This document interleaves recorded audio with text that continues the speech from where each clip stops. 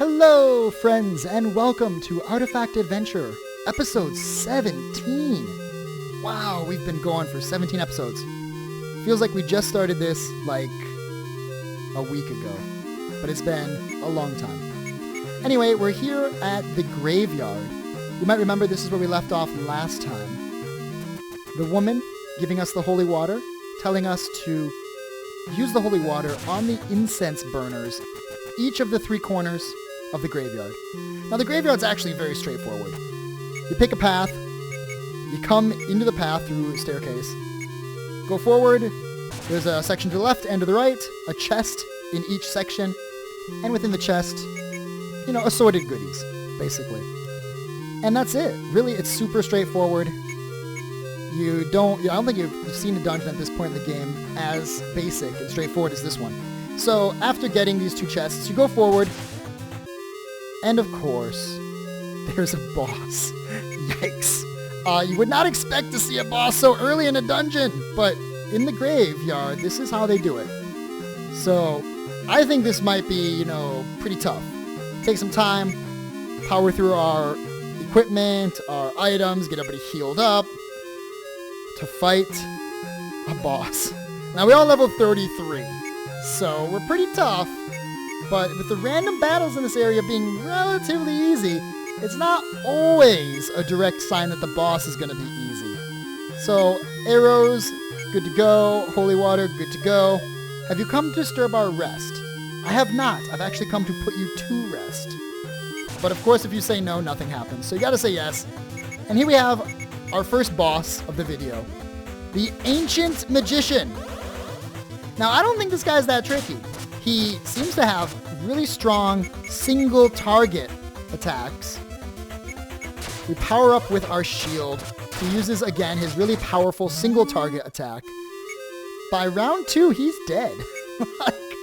Think of 2 rounds. Remember a little earlier, maybe 1 or 2 videos ago, we fought the drought guy, the drought mummy. He was like 17 rounds, 16 rounds, something like that. He was tough. These guys walk in the park on a sunny day.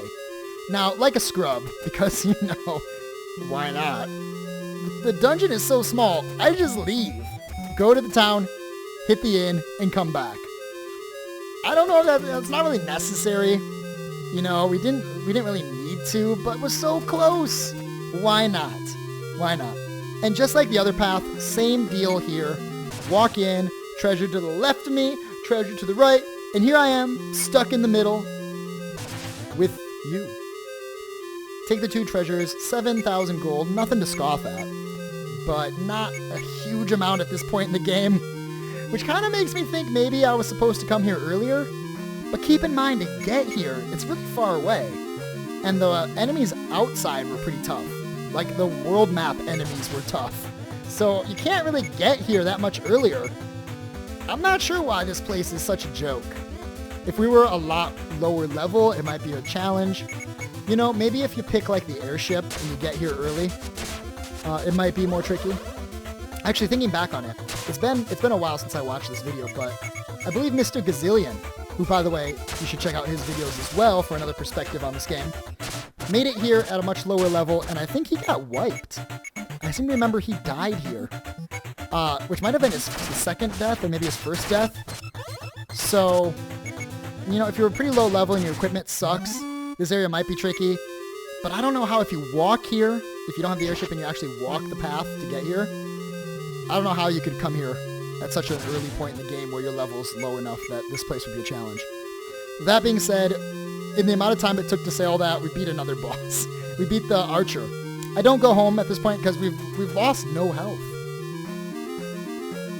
Another area, same as the other 2. The night shield is weaker than what we have now. Remember, with the key of time, we just picked up the light shield, which is probably pretty endgamey.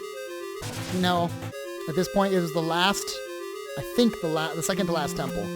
Well, there's Temple 3, which we still haven't found. Then there's going to be one more temple, which is the temple that opens the last door.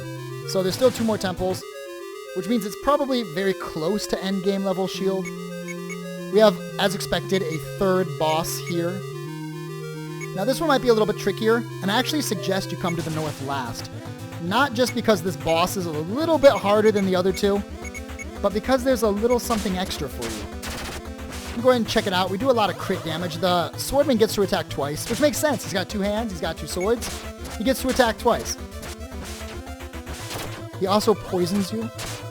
Unfortunate but true. That was round 2. So 2 rounds and 1 extra hit. All it took to take him out. If at this point you haven't started using bows on your hermit, if you picked hermit as a starting class, it might be a good time to consider using bows since they do so much more damage. Down here, we have 2 choices. We can go left or right. I choose to go right. I don't really, know why, but I just chose right. Whatever. You get 3 chests. This is sort of the prize, you could say, of this area. But actually, it's the weakest prize of the 3 treasures you get here. I don't mean the 3 treasure chests, but like there's this treasure dump. Gives you the frost shield. It's aight, but it's not as good as what we already have. It gives you the flame armor. It's alright, but it doesn't really stack up to what we have. And the guile elixir, which is okay. It's always good to get those. So this is the treasure, the item treasure zone, but there's also, of course, the relic. Remember, she told us that if we help her, we can have the relic. So I go back down to heal just in case it's a trap. And I have to fight I figure at this point I'm going to have to fight all 3 bosses at the same time. We come down here and watch this. You feel dizzy, you're having trouble standing up. And I'm pretty sure my suspicions have been confirmed. Probably we have to fight all 3 bosses at the same time. Because they're way too easy to just be the bosses of this area. So I figure probably going to have to fight all 3. I preside over death. That girl defies our powers, using artifacts to disrupt the law of nature. This guy sounds like he's the Grim Reaper. All to fulfill their own desire, to bring back the one they love. According to our laws, we would now take her life. It is the power of the artifact that repels us. So he can't do his job. She's strongly linked to the artifact. As long as it exists, we hold no power over her life. Will you not aid us and destroy the artifact? So she's immortal. The choice is yours. We will not harm you should you refuse. However, you are the only one who can help us. Please do what is right. So he's appealing to my moral high ground. Do what's right. Restore the balance of nature. All things that live must die. He resides over death. This girl can't die because the artifact exists. So he will have us destroy the artifact. She wants us to stabilize the artifact and then she'll give it to us. Kind of a tricky decision here. I decide not to make the decision and instead to explore the other path at the end of the dungeon. I want to know, what would you do? In this situation, I feel like we've already said we're going to help her. At the same time, if she can bring back the dead and she herself can't die, she's basically a necromancer. And she's abusing the laws of nature. Now, I'm not like a big fan of like, oh, the law, everything must die, blah, blah, blah.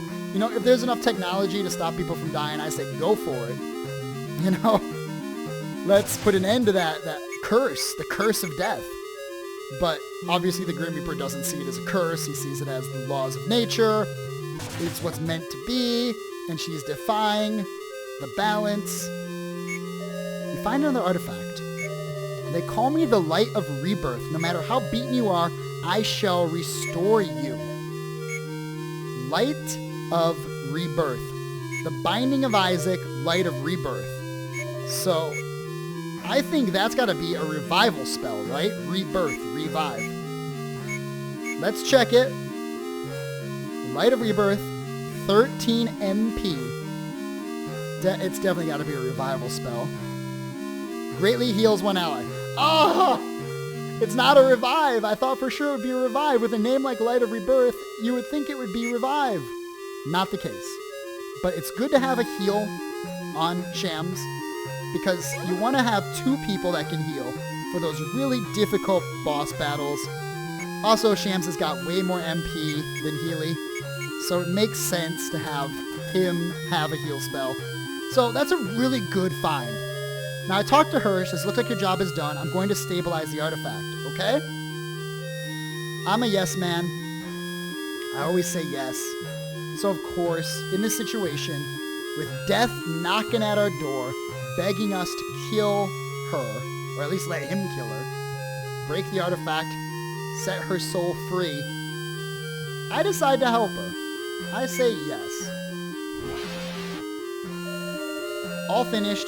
I've no more use for that artifact. Do with it as you please. So now that the artifact has been stabilized, she can't die. I already used the artifact, so it won't have much power as before. I'm sure it will be useful somehow. So we get to take the artifact. And of course I take it. I am the heavenly gates. I can give those defeated the will to go on. Sounds very similar to another spell we already have. Let's check it. Gates of Hell. Brings a downed ally back to his feet. So I pick Shams, and I decide to give this to Sham as well, because if this is the same as the Gates of Hell, it's good to have two people that can revive. Heavenly Gate. Let's check it. 18 MP. Downed ally to full health. So that's like the Heal 2 spell. We already had the Gates of Hell, which was the Heal 1 spell. We now have two characters that can revive party members, which is fantastic. If one of them gets critted, creepy atmosphere seems to have gone. We must have fixed our undead problem. Now the dead can rest once more. Thank you. And that's it. No reward from him. In fact, the rewards we got from this place already are magnificent. Think about it. Before, if Healy died in battle, there's no more healing, there's no more reviving. Now, if Healy drops, Sham can bring him back. If Sham drops, Healy can bring him back. If anybody else drops, both characters can bring him back. So our party now has insurance against death, which is fantastic, and I think is going to be a game changer moving forward. One poorly timed crit could have wiped our party. Our revives are dead, our heals are gone, we're SOL. Now that we have Shams with both heal and full revive, I think we're insulated. Now I of course come down here, and you might remember there's the relic that we could get. And I dropped the bank because look at our money situation. It's gone way up since last time we were here. Thunder of Redemption, it's basically the holy level 3, whole party, great damage, fantastic against undead, 10 MP, massive damage, awesome. So at this point, we've cleared the cave. There's not really a whole lot, I think, left to do in this area. There's still the tower to the north. We didn't finish that. There's still more exploration to be done up there as well. But for now, I think we're good to go. Usually I do 2 dungeons per video, but this one's going to be a little short. Thank you so much for watching. If you like what you've been seeing, feel free to give this video a thumbs up. Feel free to subscribe to the channel. We will see more videos like this. Feel free to let me know if there's a series you'd like me to start as well. And if it's interesting to you, if it interests you, feel free to scroll down and check out the Steam store page and the Playism store page for this game. It's a fantastic game. I can't recommend it enough. So, until next time, friends, do me a favor, do me one favor. Stay classy, and I'll see you then. And take care.